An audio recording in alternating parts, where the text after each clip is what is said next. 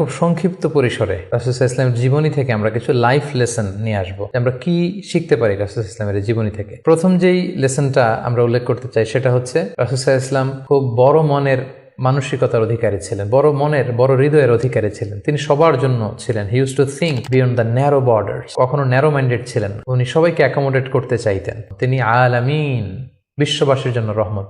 He is for all and his teaching is for all. দ্বিতীয় যে শিক্ষাটা আমরা পাই সেটা হচ্ছে রাসূল সাল্লাল্লাহু আলাইহি ওয়াসাল্লাম সবসময় সংঘবদ্ধ জীবন যাপন করেছেন। আমরা যদি দেখি মক্কাতে সংঘবদ্ধ, মদিনাতে সংঘবদ্ধ, যেখানে তিনি ছিলেন সংঘবদ্ধ ছিলেন। এবং আমরা যেন ইউনাইটেড থাকি, কোরআনের শিক্ষাটা তিনি বারবার বলেছেন, ওয়ালা তাফাররাকু, তোমরা বিচ্ছিন্ন হয়ো না, তোমরা আলাদা হয়ে জীবন যাপন করো না, বরং তোমরা সংঘবদ্ধ জীবন যাপন করো। 3 নম্বর যে শিক্ষাটি আমরা পাই রাসূল সাল্লাল্লাহু আলাইহি ওয়াসাল্লামের জীবনী থেকে সেটা হচ্ছে তিনি পিস লাভার ছিলেন, শান্তিকামী। কখনো সংঘাতে সহজে বিরোধে জড়াতে চাইতেন না, সবসময় শান্তি প্রতিষ্ঠায় তিনি অগ্রগামী ছিলেন। আমরা যদি দেখি যে কুরাইশদের সাথেও কিন্তু তিনি পিস ট্রিটি করেছেন, শান্তি চুক্তি। সাহাবারা রাজি হচ্ছিলেন না, কিন্তু তিনি করেছেন। মদিনায় এসে তিনি মদিনা চার্টার করেছেন, মদিনা সনদ করেছেন, ইহুদিদের সাথে একসাথে থেকেছেন। কিন্তু মদিনা সনদ ভঙ্গ হয়েছে যখন তারা বিশ্বাসঘাতকতা করেছে। তার মানে তিনি সবসময় শান্তির পক্ষে ছিলেন। তো আমরা যারা নবীজির উম্মত বলে নিজেদেরকে দাবি করি, আমরা যেন সবসময় শান্তিকামী হই, আমরা যেন শান্তির পক্ষে থাকি, এটা আমাদের জন্য শিক্ষা। 4 নম্বর যে শিক্ষাটি আমরা পাই সেটা হচ্ছে he was the flag bearer of justice. ন্যায় যেখানে, সত্য যেখানে, ইনসাফ যেখানে, জাস্টিস যেখানে, তিনি সেখানে। তার প্রমাণ আমরা দেখি 20 বছর বয়সে তিনি যখন যুবক, তখন তিনি হেলফুল ফুজুল নামে যুব সংঘ করেছেন। উদ্দেশ্য কি ছিল? মাআল মাজলুম দিদ্দাল জালিম। আমরা সবসময় মাজলুমের পক্ষে থাকবো, জালেমের বিরুদ্ধে। কোনো জালেম যেন কোনো ব্যবসায়ীকে, ভিনদেশীকে, কাউকে যেন ঠকাতে না পারে, মাজলুমের পক্ষে লড়বার জন্য তিনি এটা করেছেন। তার মানে ইনসাফ, জাস্টিস, ন্যায় পরায়ণতার পক্ষে তিনি সবসময় কাজ করেছেন। আমরা যেন সবসময় ন্যায় পরায়ণতার পক্ষে থাকি, এটাই আমাদের জন্য শিক্ষা। 5 নম্বর যে ব্যাপারটা আমরা দেখি যে রাসূল সাল্লাল্লাহু আলাইহি ওয়াসাল্লামের পুরো জীবনীটা যদি আপনারা খেয়াল করেন, সবসময় রাসূল সাল্লাল্লাহু আলাইহি ওয়াসাল্লাম একটা স্ট্রাগলের মধ্য দিয়ে গিয়েছেন। তিনি আল্লাহর নবী, শুধু নবী নয়, শ্রেষ্ঠ নবী, আল্লাহর হাবিব। তার কাছে কোরআন নাজিল হয়েছে, তার কাছে ওহী আসতো, আল্লাহর সরাসরি সাহায্য তিনি পেয়েছেন, আল্লাহর সাথে কথা বলতেন। তারপরও তার জীবন কিন্তু স্ট্রাগল মুক্ত ছিল না, সবসময় তিনি স্ট্রাগলের মধ্য দিয়েছিলেন। আমরা একটু স্ট্রাগল করলে হতাশ হয়ে পড়ি, একটু বিপদে পড়লে হতাশ হয়ে পড়ি। আমরা যদি রাসূলের জীবনী দেখি তাহলে আমরা বুঝতে পারবো না, হতাশ হওয়া যাবে না, ধৈর্য ধারণ করতে হবে। কারণ struggle is the part of our life. আমার নবী স্ট্রাগল করেছেন, তিনি সংগ্রাম করেছেন। সো সংগ্রাম আমাদের জীবনের অংশ।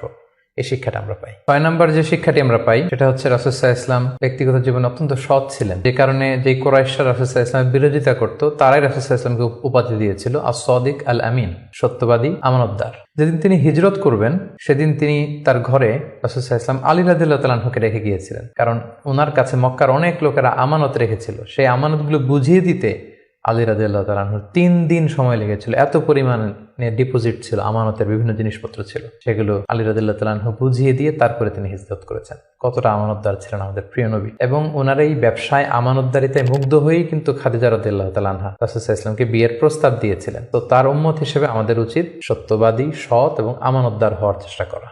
7 নম্বর যে শিক্ষাটি আমরা রাসূল সাল্লাল্লাহু আলাইহি ওয়াসাল্লামের জীবনী থেকে পাই সেটা হচ্ছে রাসূল সাল্লাল্লাহু আলাইহি ওয়াসাল্লামের একটা ফ্রেন্ডলি ইন্টারাকশন ছিল তার ফলোয়ারদের সাথে, good interaction with the followers. আমাদের অনেক লিডারদের মধ্যে একটা বসি ভাব থাকে যে আমি সব জানি, আমার ফলোয়াররা কিছুই জানে না, আমার টিমের লোকেরা কিছুই জানে না। না, রাসূল সাল্লাল্লাহু আলাইহি ওয়াসাল্লাম এটা করতেন না। কারোর কাছ থেকে কোনো ভালো কনসালটেশন, কোনো পরামর্শ আসলে পলিসি মেকিং এ তাদের কথাও তিনি রাখতেন। সুবহানাল্লাহ, এটা একটা গুড লিডারের বৈশিষ্ট্য। 8 নম্বর যে শিক্ষাটা আমরা পাই সেটা হচ্ছে রাসূল সাল্লাল্লাহু আলাইহি ওয়াসাল্লাম হেভিলি ফোকাসড ছিলেন তার মিশনে। সেই যে মক্কায় তিনি তাওহীদের বাণী প্রচার করতে শুরু করেছেন, রিসালাতের বাণী প্রচার করতে শুরু করেছেন, আখিরাতের কথা মানুষকে প্রচার করতে শুরু করেছেন। তার যে দাওয়াতের ফোকাস, এই ফোকাস থেকে কোনো প্রলোভন, কোনো লোভ, কোনো স্ট্রাগল, কোনো বিপদ রাসূল সাল্লাল্লাহু আলাইহি ওয়াসাল্লামকে এক চুল পরিমাণ নাড়াতে পারেনি। আমরা যদি জীবনে সফল হতে চাই আমাদের ফোকাস ঠিক রাখতে হবে। ফোকাস থেকে আমরা নড়ে গেলে কিন্তু আমরা সফলতার দেখা পাবো না।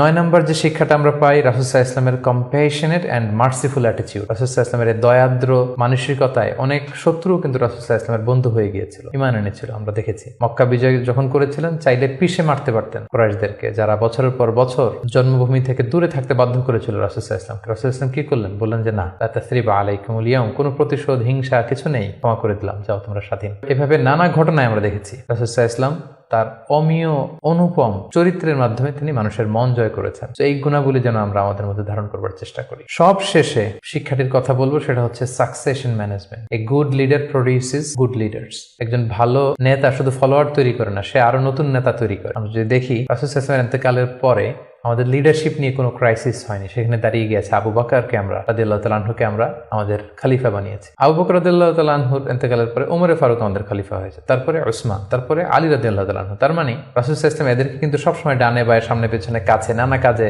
এঙ্গেজ করে নতুন নেতৃত্ব, নিউ লিডারশিপ কিন্তু তিনি তৈরি করেছিলেন। ফলে এই সাকসেশন ম্যানেজমেন্টে কিন্তু রাসূল সাল্লাল্লাহু আলাইহি ওয়াসাল্লাম সাকসেসফুল ছিলেন, এবং এখান থেকে আমরা যারা লিডারশিপ কোয়ালিটি আমাদের আছে, আমরা যেন নতুন লিডার তৈরি করে যেতে পারি উম্মার জন্য, এই শিক্ষাটি কিন্তু আমরা পাই। সম্মানিত শুধু রাসূল সাল্লাল্লাহু আলাইহি ওয়াসাল্লামের ফলোয়ার বা উম্মা হিসেবে আমাদের উচিত রাসূল সাল্লাল্লাহু আলাইহি ওয়াসাল্লামের আদর্শকে আমাদের জীবনে বাস্তবায়ন করা, তার প্রতি ভালোবাসার সর্বোচ্চ নমুনা পেশ করা, তার সম্মান আমাদের সম্মান। তাকে যখন গালি দেওয়া হয়, তার বিরুদ্ধে যখন কটু কথা বলা হয়, আমরা যেন তখন এর প্রতিবাদ করি, লেখনীর মাধ্যমে, বক্তব্যের মাধ্যমে, একত্রিত হয়ে বিভিন্ন ইভেন্টস করার মাধ্যমে। রাসূল সাল্লাল্লাহু আলাইহি ওয়াসাল্লামের রেখে যাওয়া শিক্ষা যেন আমরা আমাদের বাস্তব জীবনে কাজে লাগাই, আমরা যেন অন্যের কাছে পৌঁছাই, আমরা যেন সোশ্যাল মিডিয়াতে ছড়িয়ে দেই, এবং রাসূল সাল্লাল্লাহু আলাইহি ওয়াসাল্লামের এই শিক্ষা যেন আমরা আমাদের অমুসলিম ভাই বোনদের কাছে পৌঁছাতে পারি। আমরা যেন রাসূল সাল্লাল্লাহু আলাইহি ওয়াসাল্লামকে আমাদের জীবনের চাইতে বেশি ভালোবাসতে পারি, আমরা যেন বেশি বেশি রাসূল সাল্লাল্লাহু আলাইহি ওয়াসাল্লামের প্রতি দুরূদ পড়ি, তার রেখে যাওয়া শিক্ষা এবং আদর্শ যেন আমরা মেনে চলতে পারি। আল্লাহ তাআলা আমাদের সবাইকে কথাগুলো বোঝার, আমল করার তৌফিক দান।